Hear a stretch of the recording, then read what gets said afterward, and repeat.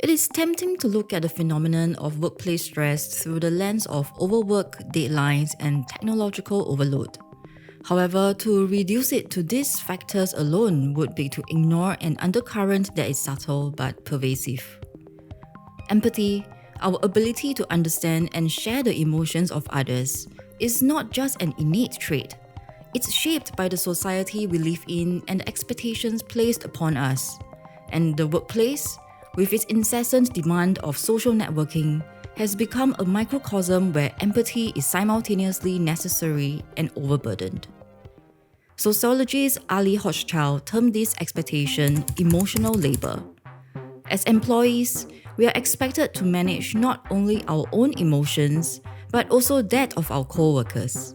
We are expected to navigate complex interpersonal dynamics, provide emotional support, diffuse conflicts, and even to take on the responsibility of ensuring morale stays high. All this at what cost?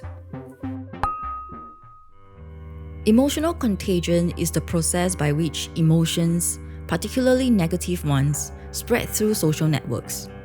This sensitivity likely originated in hunter-gatherer times, where synchronized emotional responses were vital for the survival of small, tight-knit groups. In the workplace, however, this emotional mirroring can have unintended consequences.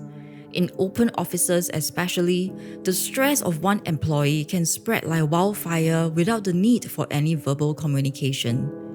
As each of us unconsciously mirrors the emotions of those around us, stress becomes a collective experience and burden. It is crucial to recognize that in today's digital world, emotional contagion extends beyond the physical workplace. Emails, text messages, and instant communications are more than mere conveyors of information. They are also carriers of emotion. We've all experienced how a curt or panicked email from our manager can affect the mood for our entire day. Emotional contagion sets the stage for something even more draining: empathy fatigue.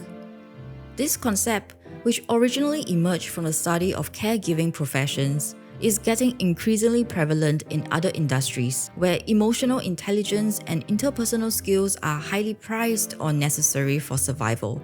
When the emotional labor demanded from our work, on top of the tasks we are expected to perform, exceeds our capacity, it leads to burnout and disengagement as we are no longer able to summon the energy to engage with others. Empathy has become commodified, a resource to be used for productivity. While companies often promote collaboration as a key skill for success, they rarely acknowledge the toll it takes on workers on an emotional level. Philosopher Martha Nussbaum has argued that while empathy is essential to moral development and social cohesion, it also must be tempered by impartiality and emotional boundaries to allow one to engage with others' suffering without being overwhelmed. This demand for empathy in workplaces brings us to a darker side of its role: social control. This manipulation taps into our deeply ingrained desire to be helpful and to contribute to the collective good. Consider a scenario where a manager appeals to an employee's sense of empathy to increase productivity. The team really needs your help to take on this additional project. This appeal to empathy operates under the guise of teamwork and collaboration. It places the emotional burden of success on the individual, pressuring them to conform to the group's needs even when it may come at a personal cost. This tactic falls under what some call dark psychology. Weaponized empathy also reflects the broader pattern of power dynamics in the workplace. Workers are not just expected to meet technical standards, but are also subtly coerced using social and emotional ties to maintain control and maximize output.